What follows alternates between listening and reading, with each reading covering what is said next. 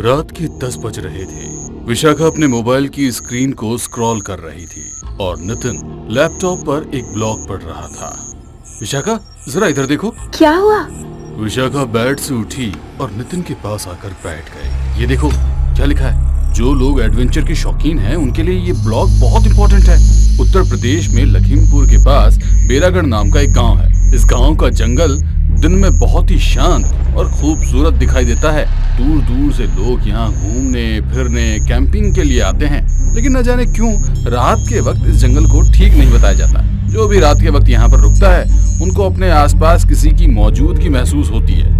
और इस जंगल में एक बड़े से बरगद के पेड़ के तने पर एक त्रिशूल गड़ा हुआ है। ये त्रिशूल यहाँ कब आया, कैसे आया, इसके बारे में भी अजीब अजीब कहानियां हैं, लेकिन सच कहानी कौन सी है ये आज तक किसी के समझ में नहीं आई। अरे यार, ये तो बहुत इंटरेस्टिंग लगता है।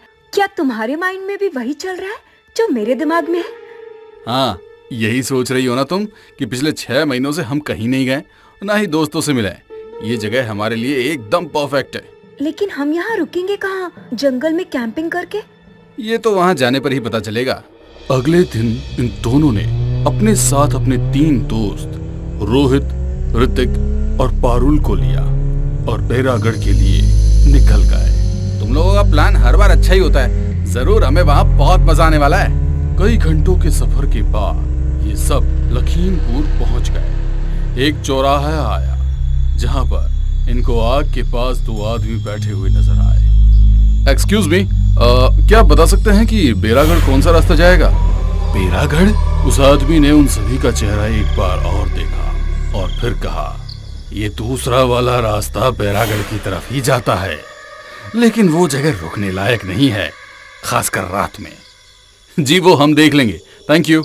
ये सभी उस दूसरे रास्ते पर 10 किलोमीटर आगे बढ़ने के बाद गांव के अंदर पहुंच गए। यहाँ पर इनको कई घर दिखे, लेकिन इंसान कोई भी नजर नहीं आया। अजीब बात है, सारा इलाका सुनसान है। गांव के लोग क्या 7 बजे ही सो जाते हैं? क्या पता, चलो किसी से बात करके देखते हैं।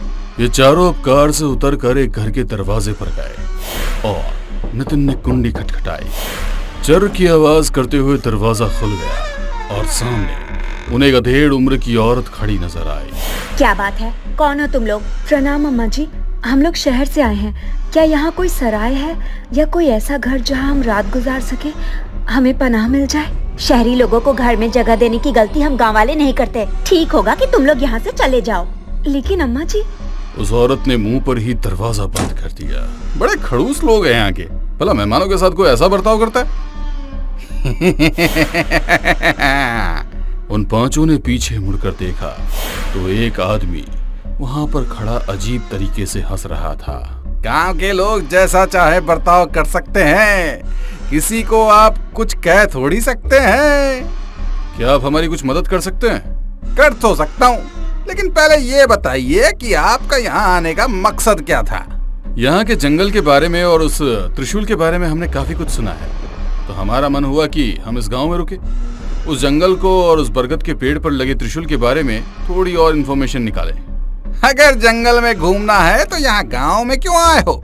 मैं तुमको जंगल में ही ऐसी जगह ले चलूंगा जहाँ तुम लोग आराम से रुक सकते हो और अपने काम को अंजाम दे सकते हो। जंगल में? लेकिन जंगल में कहाँ? साथ चलिए, जब आप देखेंगे तो खुद समझ आ जाएगा। इन्होंने उस आदमी को भी अपने साथ कार में बिठाया और गाड़ी जंगल की तरफ ले गई। उस आदमी के बताए रास्ते पर चलते हुए इनकी गाड़ी एक बड़े से फॉरेस्ट हाउस पर आ गई, जिसको देखकर इन 5 का चेहरा खिल उठा। अरे वाह, ऐसे जंगल में इतना मस्त फॉरेस्ट हाउस। उस आदमी के चेहरे पर भी मुस्कुराहट आ गई और वो उनको घर के अंदर ले गया। वहाँ पर एक बूढ़ी औरत बैठी हुई थी। अरे बिरजू बेटा, तू?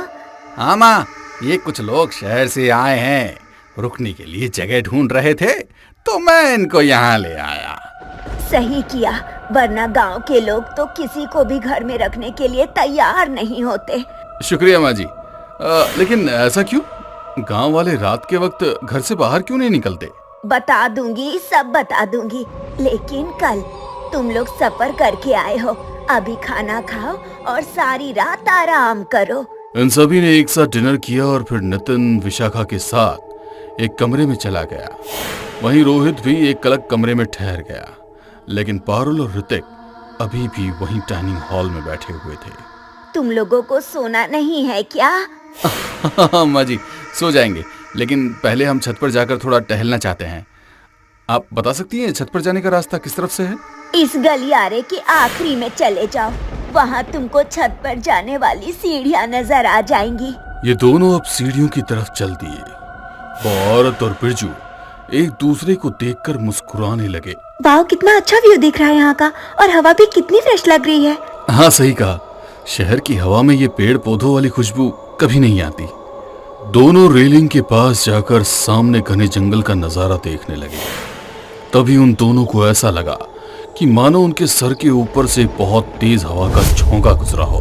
अरे, इतनी तेज हवा का झोंका? कितना ठंडा था ना? हाँ यार, बहुत तेज झोंका था। तभी पारुल की नजर सामने की तरफ रुकी।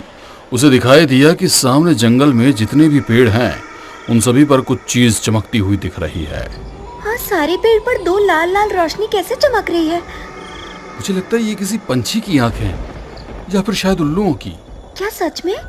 हाँ, लेकिन तुम इतनी एक्साइटेड क्यों हो रही हो?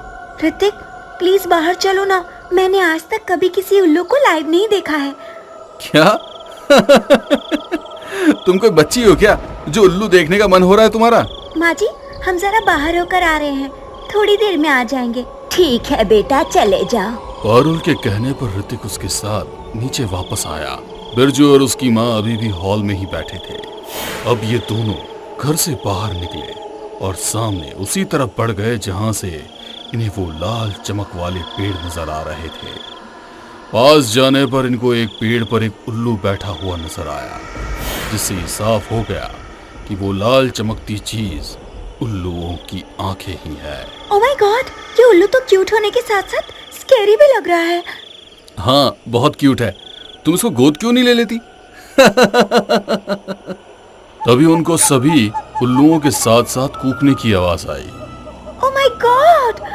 रात के सन्नाटे में उल्लुओं की आवाज बहुत ही भयानक लग रही थी, जिसे सुनकर इन दोनों ने ही एक दूसरे का हाथ थाम लिया। और तभी फिर से आवाज आई और उन्हें ऐसा लगा कि उनके ठीक आगे से कोई चीज बहुत तेजी के साथ गुजरी है। ये हवा का झोंका तो वैसा ही है ना, जैसा हमें छत पे महसूस हुआ था। तभी एक बार फिर से वही झोंका उनके पीछे से गुजरा। वो दोनों पलटे तो देखा कि उनके पीछे जो दो पेड़ थे वो बहुत बुरी तरह हिल रहे थे और उनसे हजारों पत्ते टूटकर नीचे गिर रहे थे। ये हवा का झोंका नहीं हो सकता, ये जरूर कुछ और है। तभी सामने से उन्हें कोई काली सी चीज उड़ती हुई उनकी तरफ आती नजर आई। वो चीज पास आती और बड़ी होती जा रही थी। जब वो ज्यादा करीब आई तो उन दोनों की आंखें खौफ से फट पड़ी। दिखने में उसका कद 6 फीट का लग रहा था।